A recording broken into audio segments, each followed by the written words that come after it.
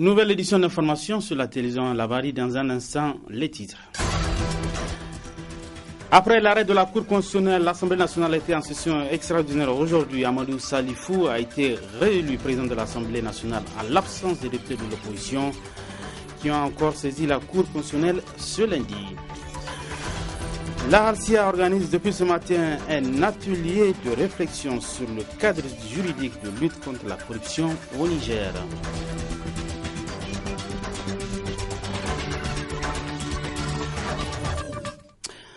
Mesdames, Messieurs, bonsoir et bienvenue à cette édition d'information que nous débutons par l'actualité du jour. L'Assemblée nationale a ouvert ce matin les travaux de sa première session extraordinaire de plein droit à l'effet d'élire le président de l'institution. C'est Amadou Salifou qui a été réélu avec 72 voix. Une élection boycottée une fois de plus par l'opposition parlementaire. Le temps de suivre cet élément, retenez aussi que les députés de l'opposition ont de nouveau saisi la Cour constitutionnelle ce lundi relativement à la convocation par le premier vice-président de l'Assemblée nationale de la session extraordinaire pour ce 15 décembre à l'effet de procéder à l'élection du nouveau président de l'Assemblée nationale. La Cour constitutionnelle va donc se prononcer sur les articles 89 et 134 de la Constitution et de l'article 6 du règlement intérieur de l'Assemblée nationale. Autre titre de ce journal, la lutte contre la corruption au Niger. La Halcia multiplie les rencontres. C'est dans ce cadre que se tient depuis ce matin un atelier de réflexion sur le cadre juridique de lutte contre la corruption. Une initiative de la Halcia avec l'appui du Bureau régional de l'Office des Nations Unies contre la drogue et le crime. C'est pour analyser le dispositif national en matière de lutte contre la corruption en vue d'assurer son renforcement et son alignement sur la Convention des Nations Unies contre la corruption pour des bonnes pratiques en matière de lutte contre la corruption que se réunissent les acteurs à cet atelier organisé par la Halcia. La rencontre qui nous réunit aujourd'hui porte sur l'analyse du cadre juridique de lutte contre la corruption. Il s'agit en effet d'analyser à la lumière de nos expériences respectives les normes juridiques régissant la lutte contre la corruption dans notre pays. Notre pays a effectivement ratifié la Convention des Nations Unies contre la corruption, la Convention de l'Union africaine et le protocole de la CEDEAO contre la corruption. Cette rencontre sera donc l'occasion pour apprécier le niveau d'intériorisation de ce corpus international et en particulier de relever les limites juridiques pour une lutte efficace contre la corruption. De sa création à aujourd'hui, la Halcia a fait ses preuves dans le cadre de la lutte contre la corruption.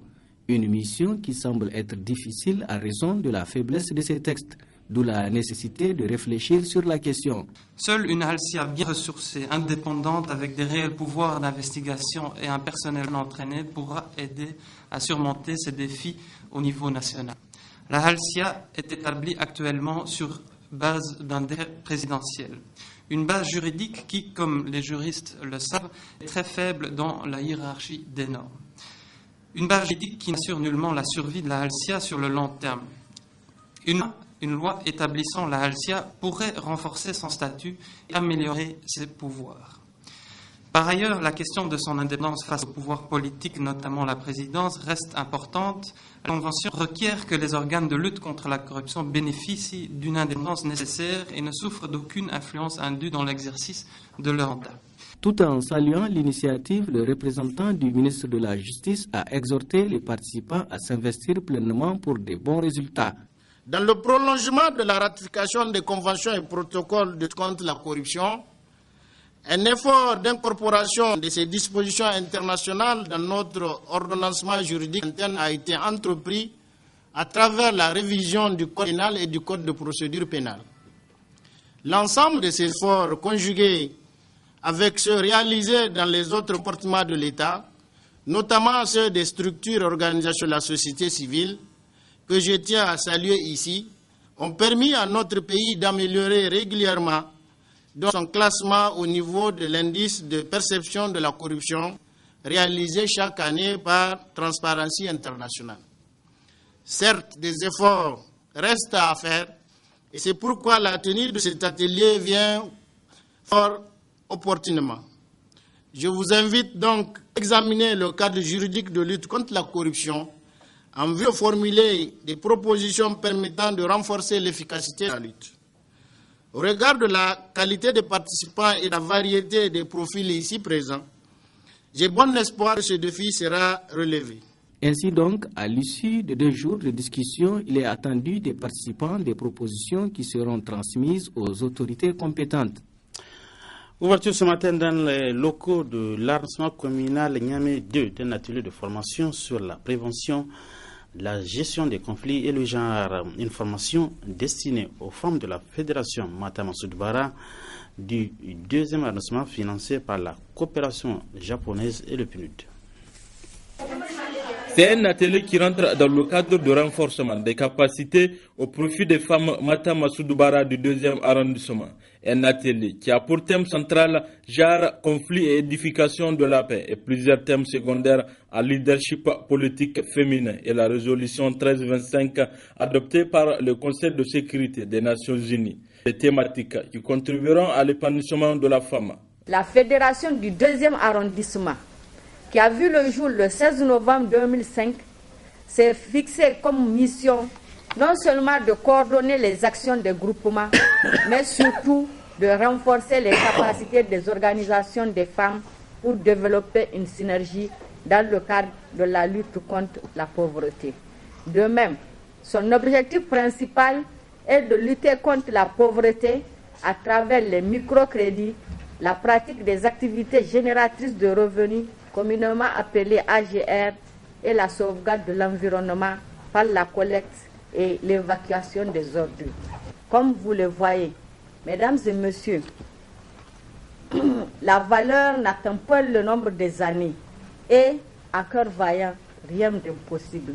C'est précisément pour poursuivre son objectif, celui de faire de la femme une actrice de développement à l'écoute de sa communauté, que la Fédération du 2e arrondissement, en partenariat avec le Programme des Nations Unies pour le développement PNUD, organise cet atelier sur le thème genre, conflit et édification de la paix.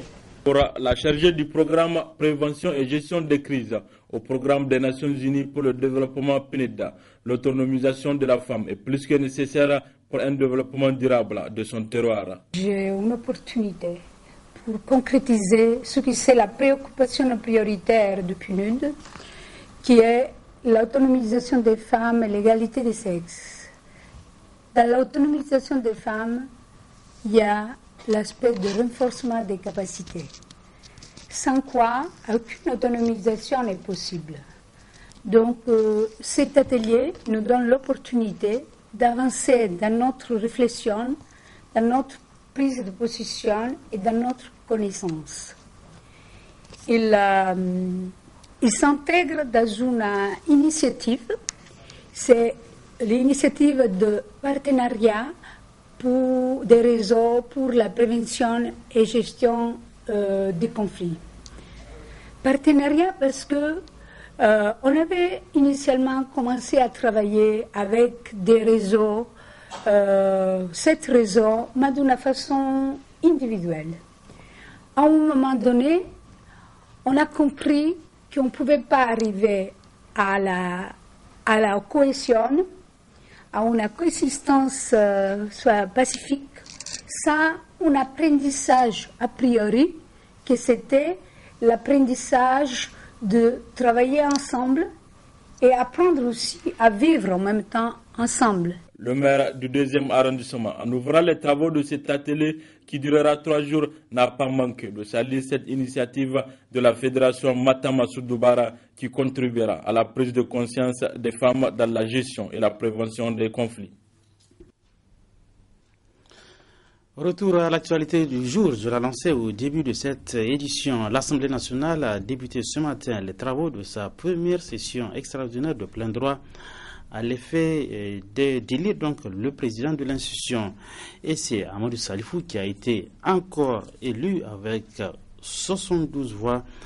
Une élection contestée une fois de plus par l'opposition parlementaire. Nombre de bulletins valables 73.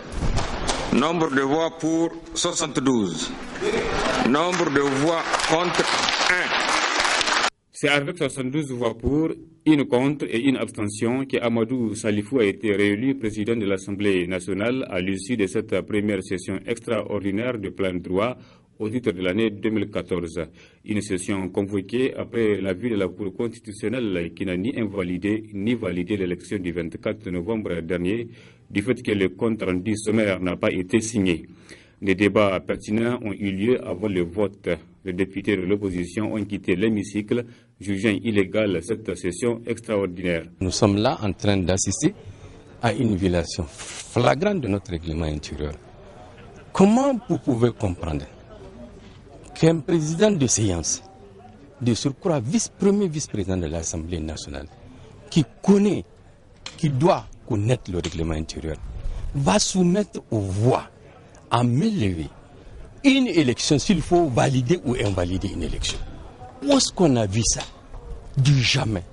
Et comme le Niger, c'est un pays d'expérience, on peut assister à tout.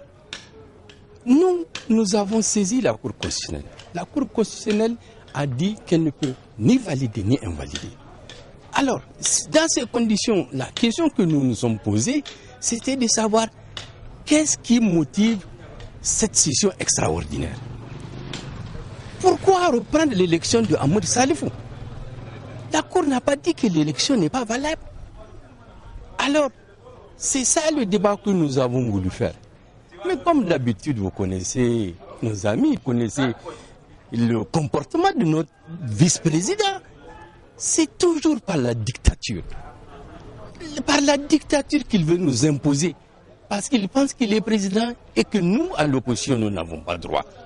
Et comme il sait que à chaque fois qu'on saisit, on dit qu'il a violé et qu'on lui dit qu'il n'a pas violé, alors il peut se permettre de faire tout. Mais je crois que dans la vie, trop, c'est trop. Les opérations de vote se sont donc déroulées en l'absence des députés de l'opposition comme la fois passée. Le président élu a remercié la majorité qui lui a renouvelé sa confiance. Je remercie le Dieu, le miséricordieux, le clément qui nous assiste toujours. Je remercie le président de la République, Mamadou Issoufou, qui n'a cessé de tenir sa parole à tous les Nigériens. Vous le voyez sur le terrain et sur la politique. Donc je le remercie très bien. Aujourd'hui, je remercie les députés de la majorité et ceux qui soutiennent la majorité de m'avoir élu. Je crois qu'autant de fois que l'opposition déposerait des requêtes, autant de fois la majorité fera la sienne, qui est son engagement auprès du président à assister donc cette majorité-là dans toutes les heures de construction et à l'aider pour la sauvegarde des institutions de la République. Le nouveau président de l'Assemblée nationale prêtera serment dans les prochains jours. Cependant, l'opposition a déjà saisi la Cour constitutionnelle par rapport à cette nouvelle élection. Autre aspect de ce journal, la cérémonie officielle d'ouverture cet après-midi du Salon international de l'agriculture et de l'agroalimentaire Sinagro. Un salon couplé cette année au Congrès africain des étudiants en agronomie et sciences CONES. Le thème des assises de Niamey est donc sécurité alimentaire et développement agricole durable. Sécurité alimentaire et développement agricole durable, c'est le thème retenu cette année pour la 3e édition du Salon international de l'agriculture et de l'agroalimentaire, Sinagro, couplé au Congrès africain des étudiants en agronomie et sciences connexes, avec un seul but, promouvoir et renforcer le développement de l'agriculture et de l'industrie agroalimentaire, mais également la promotion des échanges de connaissances, de culture et d'expériences entre étudiants de diverses origines. Le Sinagro 2014 sera, comme lors des éditions précédentes, une vitrine de l'agriculture africaine ouverte à tous les continents, particulièrement à ceux de l'Europe, de l'Asie, mais aussi à ceux de l'Amérique du Sud et du Nord, engagés à découvrir l'Afrique, ses potentialités et ses productions, à faire connaître les ressources agricoles, leurs outils matériels et équipements et à établir des relations de partenariat. Le Sinagro 2014 sera aussi un espace exceptionnel où se dérouleront plusieurs activités. La 3e 9e édition du Salon international de l'agriculture et de l'agroalimentaire, SINAGRO, et le Congrès africain des étudiants en agronomie et sciences connexes, dont nous allons dans un instant procéder à l'ouverture, vise d'une part à capitaliser les avancées enregistrées dans nos pays et les secteurs agroalimentaires, et d'autre part à restaurer un espace de concertation, d'échange d'expériences et de savoir-faire sur la chaîne de valeur. Le SINAGRO et le Congrès africain des étudiants en agronomie et sciences connexes sont des activités qui rentrent dans le cadre de la recherche dans le développement agricole et donc contrecarrer l'insécurité alimentaire, a laissé entendre le ministre de l'Élevage. Une excellente initiative pour notre pays qui s'est engagé depuis près de 4 ans à réaliser la nouvelle alliance de la liberté et du pain, avec la mise en œuvre de la stratégie de sécurité alimentaire et de développement agricole durable.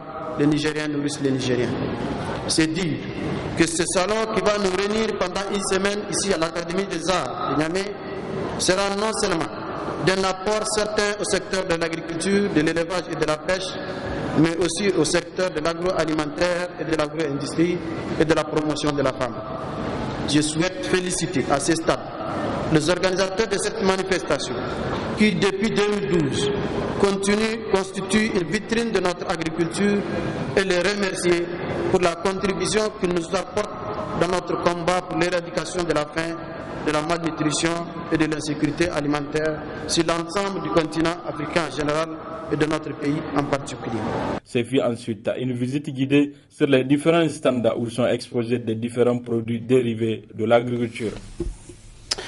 20e anniversaire de la société Niger-Lait SA, l'apothéose a été un dîner de gala qui a eu lieu hier soir dans la soirée. Et les temps forts de ce dîner de gala Niger-Lait dans ce reportage.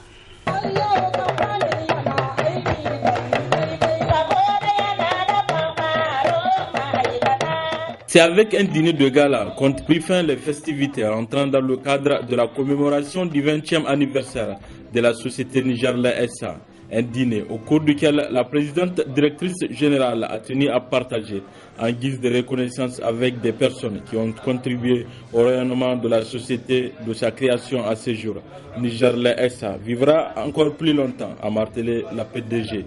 Après 20 ans de leadership, après 20 ans de réussite, après 20 ans d'engagement de qualité, après 20 ans au service du progrès national, après 20 ans au service de la population nigérienne pour contribuer à la lutte contre l'insécurité alimentaire, quelle perspective pour les 20 prochaines années?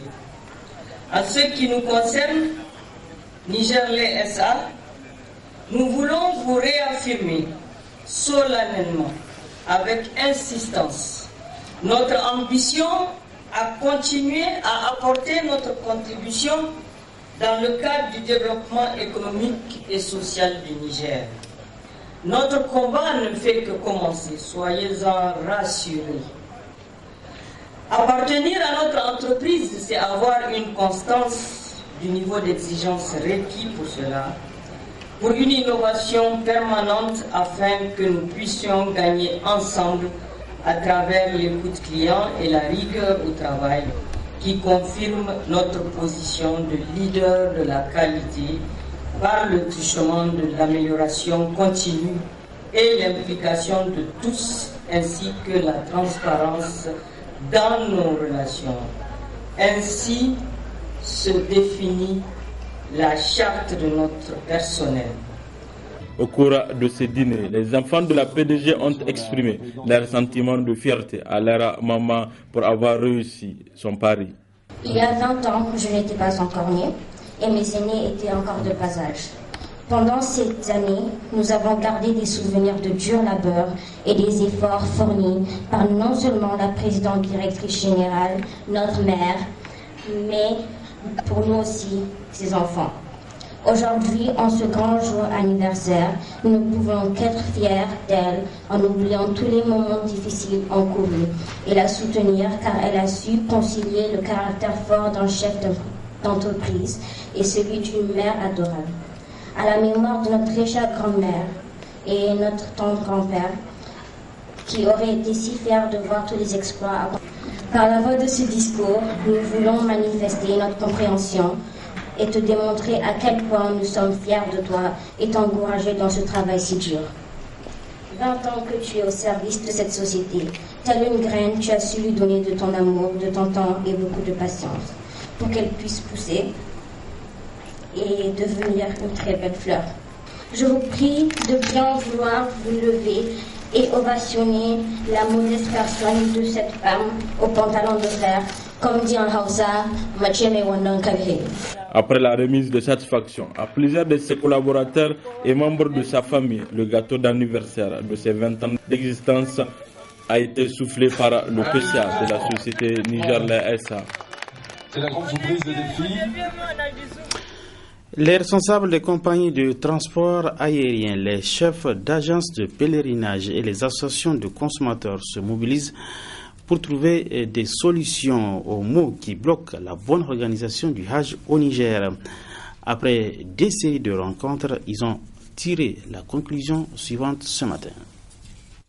Identifier les vrais problèmes de l'organisation du Hajj au Niger et proposer des pistes de solutions, c'est l'objectif visé à travers des séries de rencontres entre les principaux acteurs non étatiques concernés par l'organisation du Hajj, 5e pilier de l'islam. Les responsables des compagnies de transport aérien, ceux des agences de pèlerinage et les représentants des associations de défense des droits des consommateurs ont échangé sur les aspects suivants. De la restauration, de l'attribution du quota et en amont de tout cela, la création des agences même de pèlerinage et leur mode de renouvellement. Quand nous revenons à la question du transport, les problèmes sont essentiellement le mode d'attribution des marchés, donc de transport. La rencontre propose pour l'institution de certaines choses dans l'organisation du Hajj qui peuvent faciliter notre tâche. Et ce document, nous avons l'intention, en réalité c'est destiné même à cela, l'intention de le porter devant les autorités compétentes, à savoir dans un premier temps le COHO même qui est le commissariat à l'organisation du Hajj, le cabinet du Premier ministre et le cabinet du président de la République, donc toutes deux personnalités qui décident en dernier lieu donc en matière de réglementation dans notre pays. Et nous espérons déjà que nous ne ferons pas face à une sourde oreille. Ça nous laisse vraiment espérer. Gageons que les propositions issues de ces rencontres seront prises en compte afin d'améliorer l'organisation du Hajj au Niger. Sur un autre registre, les membres du comité national du fichier électoral biométrique sont en formation. Objectif, outiller les membres du comité pour aborder le processus de l'élaboration du fichier électoral biométrique. C'est le coordinateur national qui a présidé l'ouverture de la dite formation. C'est la toute première formation des membres du comité national du fichier électoral biométrique depuis leur installation.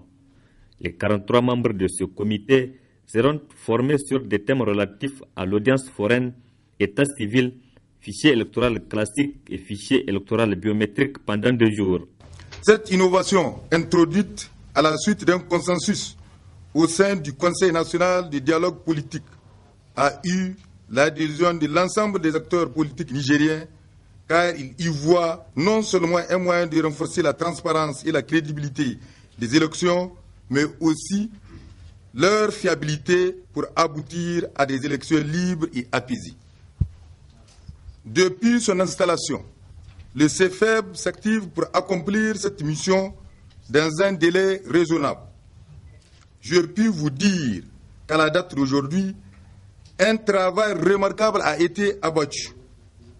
Dans les prochains jours, des missions foraines seront déployées à travers le pays pour la délivrance des pièces d'état civil, car une frange importante des Nigériens n'en dispose pas. Cette phase constitue une étape décisive dans le processus du recensement électoral. Cette formation s'inscrit dans le cadre des préparatifs des échéances électorales de 2016. C'est pourquoi le coordinateur national du fichier électoral biométrique a exhorté les participants à suivre les exposés qui leur seront présentés avec intérêt. Vous devez avoir quelques rudiments sur la notion du recensement électoral pour mener à bien cette mission d'élaboration du fichier électoral. La séance de formation qui nous réunit aujourd'hui va porter sur des thèmes relatifs à la biométrie, le recensement porte-à-porte et aux audiences foraines pour la délivrance des pièces d'état civil. Je demeure persuadé qu'au sortir de cette formation, qui ne sera pas la dernière, vous serez suffisamment outillés pour aborder la phase déterminante du processus qui est le recensement et l'élaboration du fichier électoral biométrique.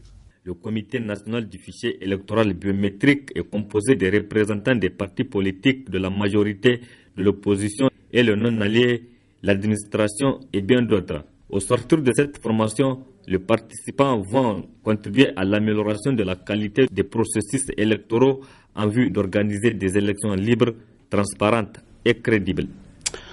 L'actualité dans nos régions, la salle de réunion du gouvernement de Dosso a servi de cadre à l'ouverture hier du colloque international sur les relations entre Dosso, Sokoto et Kébi.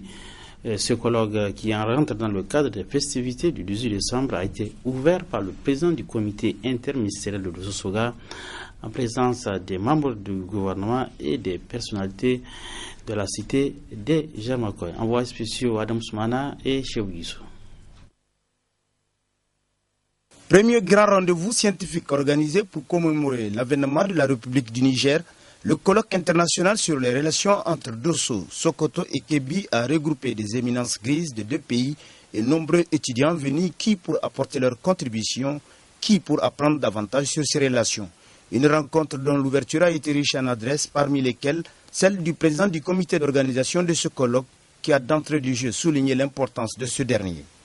En organisant un colloque international sur les relations entre les régions de Dosso, Sokoto et Kébi, l'université Abdou Moumoun de Niamey, à travers la faculté des lettres et sciences humaines, a voulu relever un défi majeur à partir de deux objectifs spécifiques.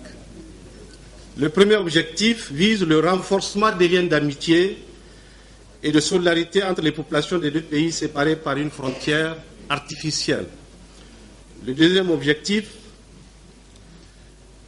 vise à favoriser une synergie entre les différentes institutions universitaires de nos deux pays. Les universités Abdou Moumouni de Niamey, l'université Ousmane Danfodio de Sokoto et l'université de Alerou de l'État de Kébi. Notons que cette grande rencontre a été rendue possible grâce à une implication de l'université Abdou Moumouni qui s'est beaucoup investi pour sa réussite. Le recteur de cette institution a d'ailleurs donné les raisons qui ont amené l'université à épouser l'idée de ce colloque.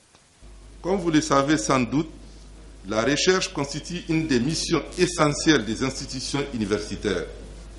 C'est dans cette perspective que l'université Abdou Moumouni de Niamey, à travers la faculté des lettres et des sciences humaines, a pris l'initiative d'organiser un colloque scientifique pour accompagner le comité interministériel dans la commémoration ici à Dosso du 56e anniversaire de la proclamation de la République. Quant aux universités sœurs de Sokoto et Kébi qui ont brillé par la présence massive d'intellectuels de Hora, les représentants de leurs recteurs ont tous loué cette initiative qui met en valeur les réalités historiques, culturelles et sociales entre les deux peuples. Ils ont également souhaité qu'une telle rencontre puisse être perpétuée pour rapprocher davantage nos populations respectives. Procédant à l'ouverture de ces assises, le président du comité interministériel chargé de l'organisation des festivités du 18 décembre 2014 a renchéri que ce colloque constitue une grande valeur ajoutée à cette célébration.